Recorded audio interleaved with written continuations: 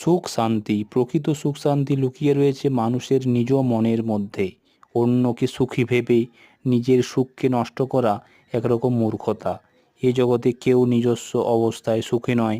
নিজের যা আছে তা হয়তো কোনো অংশে কম নয়, তবু এ অসন্তুষ্টি ইচ্ছাকে বাড়িয়ে তোলে। মূল কথা হলো জীবনের সুখ শান্তি নির্ভর করে সাধারণত নিজ নিজ মানসিকতার উপর, কিন্তু এটি মানুষ ভুলে গিয়ে সুখের সন্ধানে অস্থির হয়ে ছুটে বেড়ায় এবং সুখ লাভের নানা পথ খোঁজে।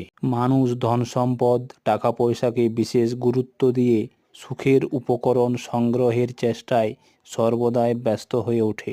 ফলস্বরূপ যা রয়েছে সেটুকুও ভোগ করার সুযোগ থাকে না, আবার যা নেই তা পাওয়ার জন্য ব্যাকুলতার সীমা থাকে না। না পাওয়ার বেদনায় যেন বিশেষত মানুষের সুখের পরিপন্থী।